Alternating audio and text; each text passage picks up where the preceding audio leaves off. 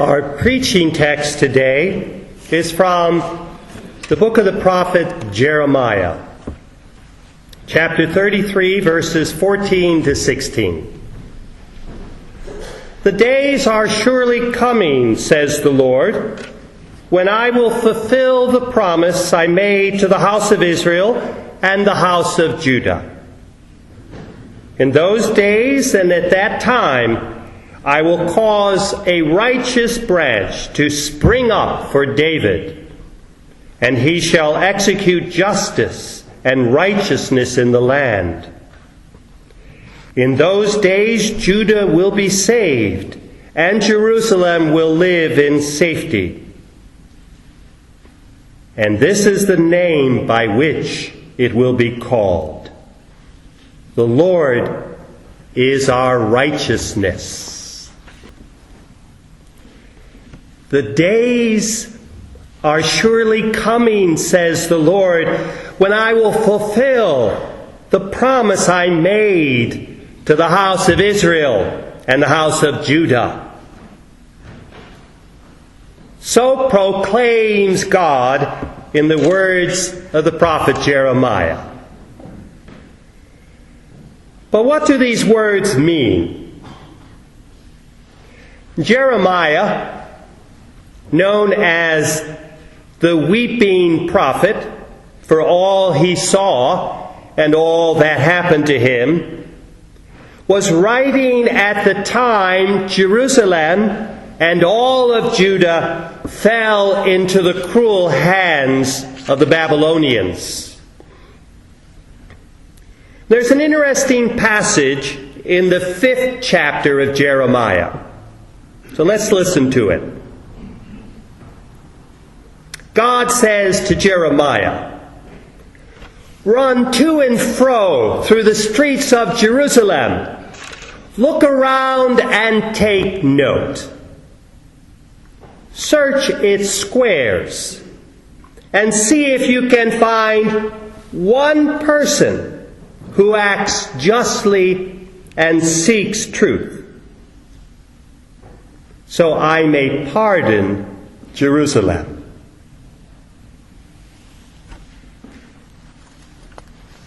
Well, not one such person is found.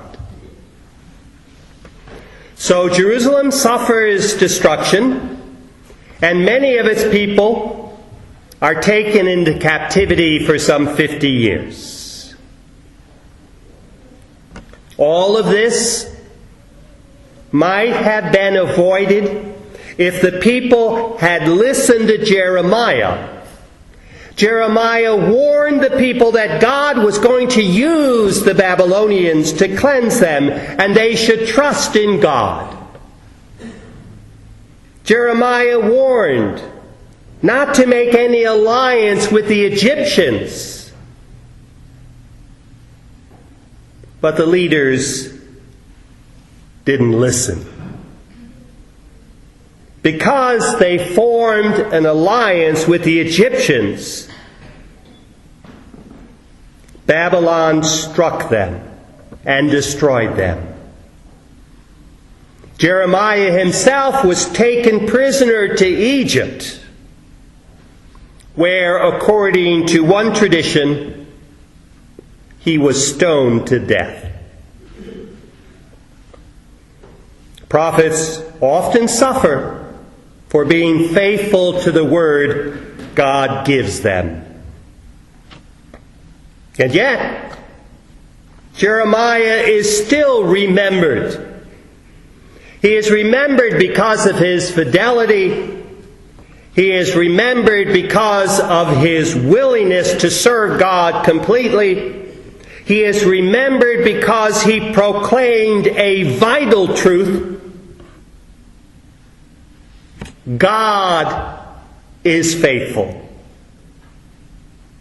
When God promises something, it will happen. If God makes a promise, we can rest assured that promise will be fulfilled. Sisters and brothers, our God is a God of promises. And these are not empty promises. These are promises we can trust.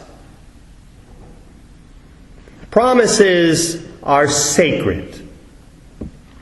According to the famous German philosopher Immanuel Kant, we should never, ever break a promise. And this is an important teaching. Our words matter. Our vows matter. Our promises matter. There are few things more sacred in human life than promises. We should be careful what we promise and to whom we promise. Promises should not be broken unless circumstances render the promise truly impossible. A promise should never be broken because something better, something more enticing has come up. Either we are true to our word or we are not. Brothers and sisters, I don't need to tell you, we live in an age that often pays only lip service to promises. We speak of our lives as needing fulfillment and satisfaction. If our promises get in the way of our fulfillment, if promises get in the way of our satisfaction, then why should we be faithful to our promises? Why be faithful to our word? Would God want us to forego anything that might lead to our fulfillment? Lead to our satisfaction?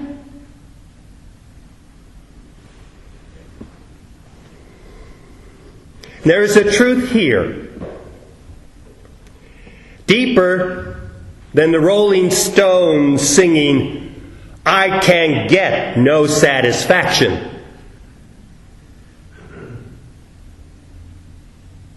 That's certainly true. But why is it true? It's true because each of us, we're fashioned by our Creator with a hunger for our Creator, and nothing else will satisfy our hungry hearts. Fame, adulation, power, wealth, an abundance of possessions. All these things fall short.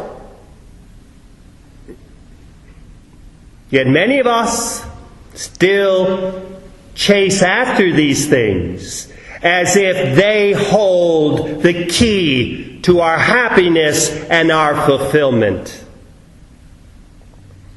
Listen to these words from the theologian and writer Frederick Buechner. Each of us carries around inside a certain emptiness, a sense that something is missing, a restlessness, the deep feeling that something is not right. Psychologists sometimes call this feeling anxiety. Theologians sometimes call this feeling estrangement. But whatever you call it,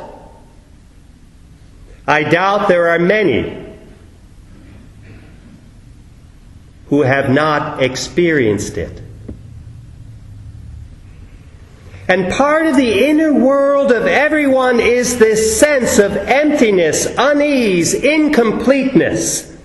And I believe that this in itself is a word from God. I believe this emptiness, this unease, this incompleteness is the sound God's voice makes in a world that has explained God away. In such a world, I suspect, God speaks to us most clearly through God's silence, God's absence, so that we know God best through our missing Him. But sisters and brothers, this longing for God, this missing of our God, this hunger for our Maker has been trivialized in our time. We feel this hunger and we misunderstand it. We think it is a hunger for all that life can give us.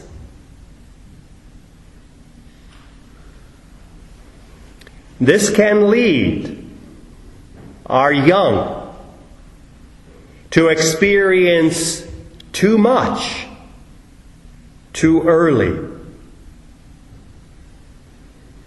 And this deep and holy longing for God can get corrupted into a longing for what the world offers. As the theologian Ronald Rolheiser notes in The Shattered Lantern, Rediscovering a Felt Presence of God, we are fired into life with a madness that comes from our incompleteness. But for many of us today, this longing is simply for the good life, success, pleasures, the sweetening of life. But brothers and sisters, we hunger for God. And nothing but God will satisfy that hunger. Trust me when I say this. And let me add another truth here. The busier our lives are, the more filled our lives are with this, that, and the other, the less fulfilled we will be. As the spiritual writer Henri Nouwen notes, today we experience our days as filled with things to do, people to meet, projects to finish, letters to write, calls to make, and appointments to keep. Our lives often seem like overpacked suitcases bursting at the seams. In fact, we are almost always aware of being behind schedule. Our minds and our hearts are filled with many things. We wonder how we can live up to the expectations imposed on us by ourselves and others. And yet, we have a deep sense of unfulfillment. So, what are we to do?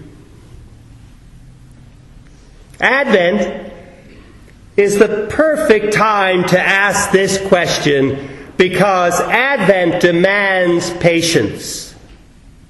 Advent demands waiting and watching.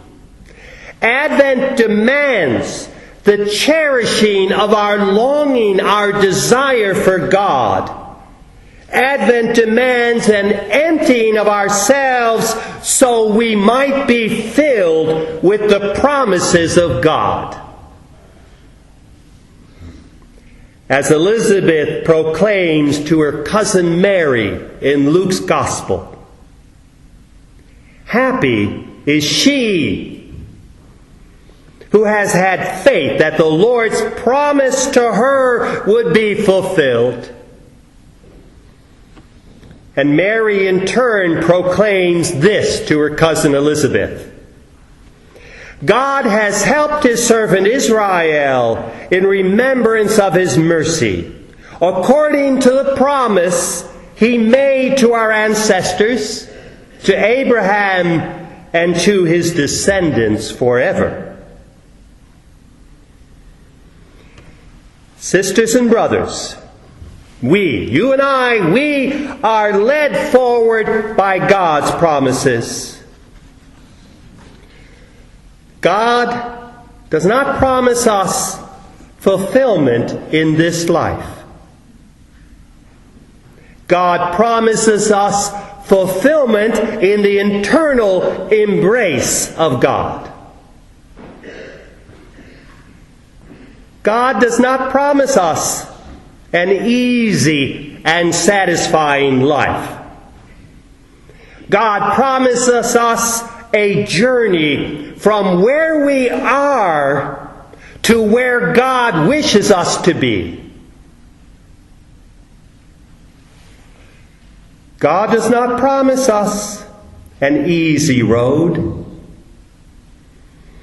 God promises us a journey from where we are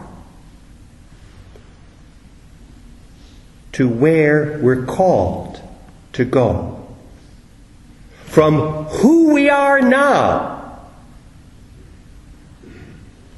to who we are called to become.